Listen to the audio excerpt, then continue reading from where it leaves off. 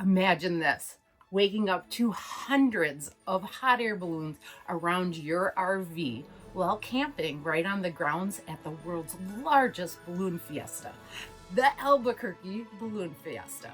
Yes, the Albuquerque International Balloon Fiesta. And if you want to secure your spot to camp there in 2025, you need to start preparing. You need to be ready on January 15th, exactly at 9 a.m. Mountain Time, and get on their website to book your spot. Yes, sites sell out extremely fast within minutes. We have experienced this in 2023 and 2024, so we are going to be providing you with some insider tips and tricks to snag those best sites at the Albuquerque Balloon Fiesta. And if you don't know who we are, I'm Joel. I'm Deb. Our dog Maya's sleeping right down here on the floor with us in our RV, and we have been full-time RVing for the past 3 years after retiring from law enforcement. And we are chasing our sunshine.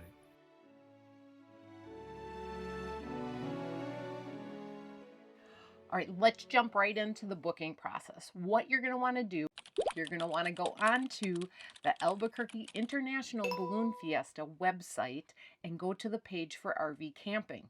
You're going to want to do this about 15 minutes before the time, which is 9 a.m. Mountain Time on January 15th. You're going to want to actually have everything up and running, and you might even want to have multiple devices. The year we did it, we had both Joel's and my phones and both computers going, and we got lucky and felt like we won the lottery when we actually got in.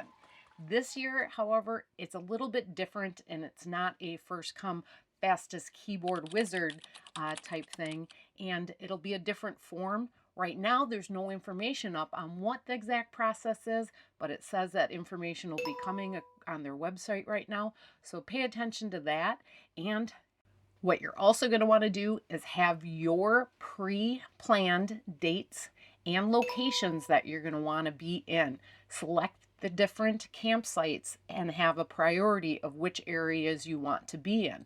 Joel is going to cover those different areas here in a second, but one more tip or whatever for actual booking process itself, also have your credit card handy and ready to type that in as well so that you can actually get the site that you want. Being prepared and keeping this stuff in mind is going to be incredibly important on January 15th at 9 a.m. Mountain Standard Time.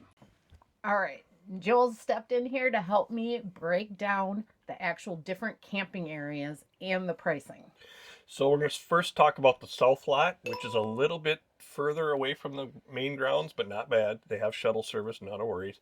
The standard sites are $60 a night, dry camping only. And then they have box view sites, which have a little bit better viewing of maybe some landings and whatnot, are $70 a night. And there are actual sections that's called the premium section in the South Lot that do have power and water, and they run 110 per night.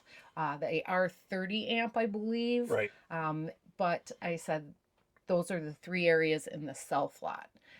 Now we'll move on to the actual VIP lots, which are ones that are adjacent to the actual balloon field itself. Yeah, and pretty much walking distance away from them. All right, so the west and east VIP lots are dry camping only, and they are $130 a night. There are also East Premium sites, which are $150 a night, and they have a front view row of the balloon field. It's elevated and up above, and it is amazing. And the north site is $130 a night. But be aware, that's where the fireworks are every night. So if you have pets that don't like fireworks, that might be an issue. And for those of you that actually want to probably be called glampers at the actual Balloon Fiesta and stay on the grounds, President Compound is the top tier at $300 a night and features 50 amp hookups, water hookups, a dump station, and you get 4 general admission tickets a day with your admission into the campground. All right, guys, a tip is honestly to stay in the east lot because you get a walking path. Or the President's if you want to, but this is the view from the hillside walk path. Yeah. And this is a flicker that's happening right behind us right now. It's so beautiful and so amazing. The sunset is in the background, and oh my gosh, And This is just amazing. yeah, and the flicker is better than the all-burn. It's more dramatic. It Pretty is. cool. It's so pretty. And with the VIP ones, you also get your admission to the grounds. I think it's 2 tickets per. And the thing about the South Lot is that does not include any admission tickets, so you would have to buy whatever sessions you're going to go to. As Joel just mentioned, the general admission tickets. Let's explain those because that is a little bit confusing. As the first time we stayed, we were in the VIP East area and 2 tickets did come with each night stay. So when we stayed in the South Lot last year, we did not get tickets and had to buy and purchase them individually. You can do this from their website and they are $15 per session. And there are 2 sessions a day, a morning one and a night one. Correct. Again, $15 for each session, and when you buy a session ticket, it's good for any session you want to go to. But say you want to go to both the morning and the night one, it's going to be $30 a day per person. Yes, and kids under the age of 12 are free. There are no evening sessions on Monday through Wednesday and the last Sunday of the event. Yes, keep that in mind and pre-plan that if you're going to be going to the fiesta. All right, once you've booked your site and you need to cancel for any reason, you're going to want to have these dates in mind. Up until July 14th, it is a $50 cancellation fee for the presidential area and $30 for all other sites. From July 15th through August 31st, it is a 50% refund. And then after September 1st, no refund. So make sure you have those dates in mind if you need to cancel for any reason. All right, let's cover some rules for your vehicles and stuff that'll keep everybody safe. Yes, there is a 5-mile-per-hour speed limit while you're driving through the area.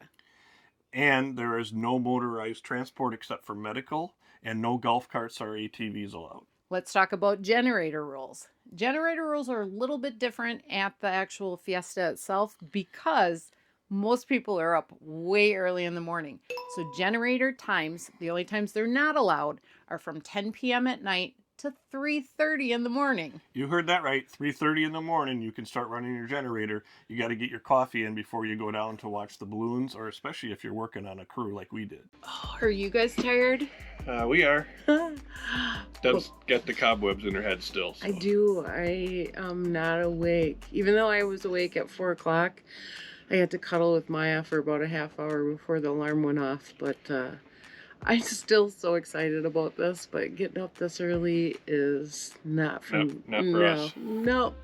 It is about 5 after 5, I think. Our goal was to be heading down there by 5, so we're a little behind, but that's okay.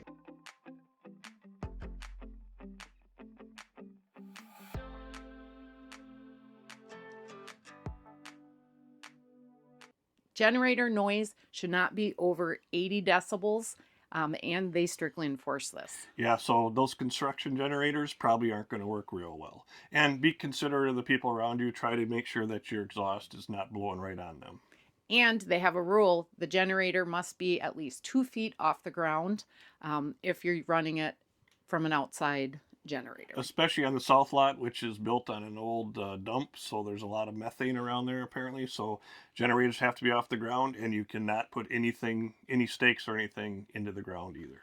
Speaking of keeping things off the ground also, there is a no campfire rule also, but you are allowed to use the raised propane gas fires, and you're allowed to use grills as well, not charcoal, right, but actual gas or electric grills, and those also have to be elevated and off the ground. So don't put anything on the ground.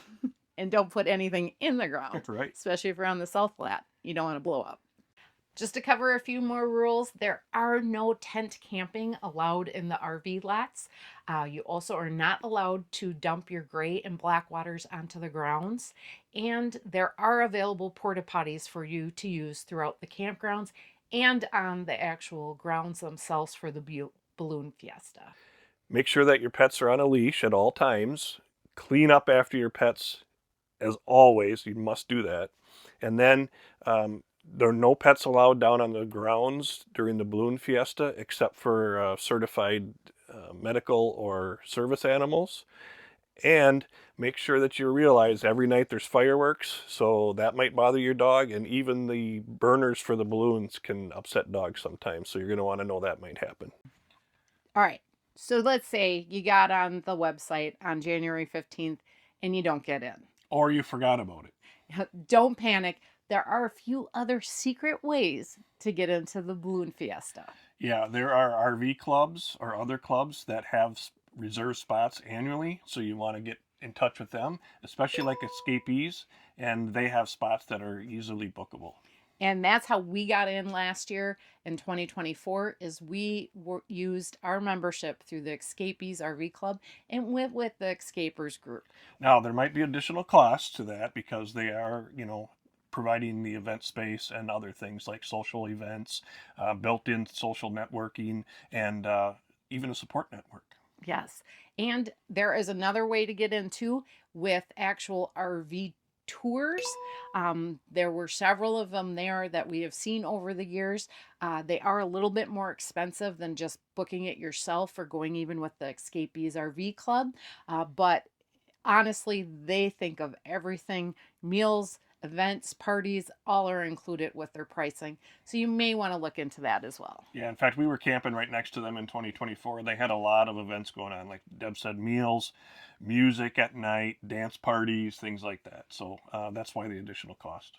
If you don't want to park right at the fiesta itself, there are campgrounds in the area. Yes, you can't forget about those, but then you're going to have to make arrangements to drive into the grounds, which there is issues with parking and additional fees for that. And traffic. And traffic. The traffic gets horrendous right before and obviously leaving each of the sessions. Right. So that's something you want to consider. You also want to consider with the private campgrounds in the area, they actually increase their rates during the month of the time frame of the actual Balloon Fiesta itself. And they actually span over an hour radius and up into the Santa Fe area as well. Yeah, the space that they jack the price up is quite expensive. Yes. So keep that in mind. And we're going to want to recommend, obviously, getting a campground or something to come in before the event itself on your days so that you only have an hour drive or if not less. You may want to also look at the Harvest Host program if you're a member of that because there are locations within a short driving distance using that membership where you're right in on the grounds, easy peasy without a long drive on the day that you can get into the grounds themselves to start camping. All right, new day, new adventure. Leaving our spot here at the Junkyard Harvest Host Brewery and Barbecue Place was awesome. Oh, we highly recommend it. The pulled pork sandwich is great, but Joel had their Junkyard and amazing. And if we didn't mention while we're here, we're rolling with our Rubber Chicken Gang. And sorry, we can't talk about the Rubber Chicken Gang because that's the first rule of Rubber Chicken Gang. Yep. Don't talk about the Rubber Chicken Gang. Right. Heading from here in Grants, New Mexico to Albuquerque for the Balloon Festival. Yay! Let's do it. All right, let's hit the road. So if you are going to camp off the grounds, you may miss on the magical pre-dawn flights that happen immediately in the morning unless you get there really super early. And obviously you're going to miss actual balloons going right over the top of your RV. There's something truly magical and special about that. Or landing right next to your RV. Or sometimes on it. So we want to pay attention to that too. And we did have friends in 2023 that's RV was actually hit by a balloon. That's mostly in the south lot where the landing takes place. So be aware of that. Some key points to remember are that reservations are 100% required. There's no just showing up and driving in and trying to get in. Things book up fast, and that's why I said you're going to want to be on the computer on January 15th at 9 a.m. Mountain Standard Time. I think we've said that a couple times in this video already. It's a key point. Yeah, but also keep in mind there are no early arrival or extensions unless you've booked that ahead of time. There is cash-only dump services available. Correct, and they also will fill some water. Yes, we had dumped while we were in the east lot, and it was super easy. They came right to our rig, did it right there, and then took our crap away. And you didn't need to be there. You just needed to leave your door open. Yes, the door to the wet bay. Correct, the bay door. So we get asked, how many days do I book? Well, that is a really tough question to answer because of weather. We first year stayed the full 9 days, and it kind of did get a little long, mostly because there was activity every day because the weather cooperated. Guys, this is something amazing to see. We're kind of right in the thick of it here with what they call the zebras, wearing referee stuff. They're the launch authority. Yeah, and balloons are literally going off right over our heads right now. About one every 1 or 2 seconds. Oh Pretty my. cool, and the sun's coming up over the mountain. This is awesome. This is awesome. This last year, we were only there for part of it, and we only got to see a couple days of flights because the weather was bad. So that's a tough question. If it's your first time, I would probably recommend the whole 9 days. But again, that's up to you. It's just a matter of weather dependent. And now probably a big question is how do you get a ride in a hot air balloon? I would not ask that question because I'm not going up. He's definitely afraid of heights and he never will go up in a hot air No. balloon. However, there are 2 ways, and one is through the Rainbow Riders, and you need to book those months in advance, and they can be a little expensive. You know, they're apparently the only company that can take you up from the grounds. So get on their website and check that out. Yep. The other way is to get on a crew. And maybe if the pilot likes you and you help out enough, they might just take you up. And guess who got to go up? I did.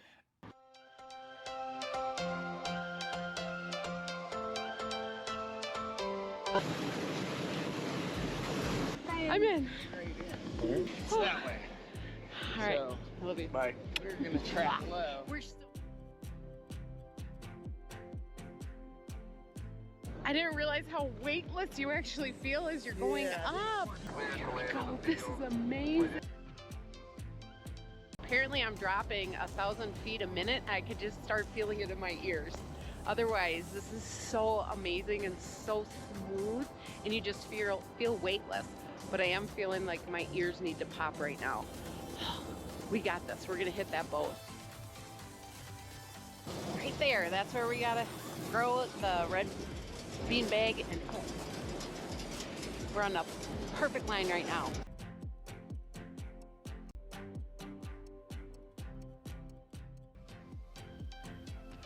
I want to say that it was absolutely amazing, and I can't thank Edward enough for letting me go up into the competition with him. And this balloon festival is a once-in-a-lifetime thing to do, and going up in the hot air balloon just is the most amazing thing. We highly recommend getting on a balloon crew. We crewed the last 2 years on the same crew, and we are so thankful for our friendship and time that we spent with Edward on Freedom One. Yeah, it's a great balloon. If you don't know ahead of time how to get on a crew, there is a tent on the grounds where you can go sign up to get on a crew, and they're always looking for help. As with any other boondocking, make sure that your propane is full, your gray and black tanks are empty, and your fresh water is full. Download the official app to the balloon festival itself, as it will notify you whether or not the balloons are going to be going up or not each and every day in each session itself, or any cancellations or changes made. Yeah, those notifications are very helpful if you have to walk a long distance to get to the grounds. We can honestly tell you, after 3 years of full-time RV living and travel, the Albuquerque International Balloon Fiesta is one of the most magical and memorable experiences that we have had in RV life. The Fiesta itself is a spectacle all of its own. It was a bucket list worthy event for us, and we would highly, highly recommend it. We loved it so much we went 2 years in a row and are considering it for a third. We'll figure that out for our future travels, but have you been to the Albuquerque Balloon Fiesta? Did we miss any tips or tricks that you know of? And are you going? Let us know in the comments. Yeah, if you have any other recommendations, again, leave it in a comment below. Well, we hope this video has given you some tips and tricks of how to get signed up and attend the Albuquerque International Balloon Fiesta. And we hope that you actually get in and enjoy it as much as we do. We want to say thank you for watching, and we'll see you guys on the next video. Thanks, everybody.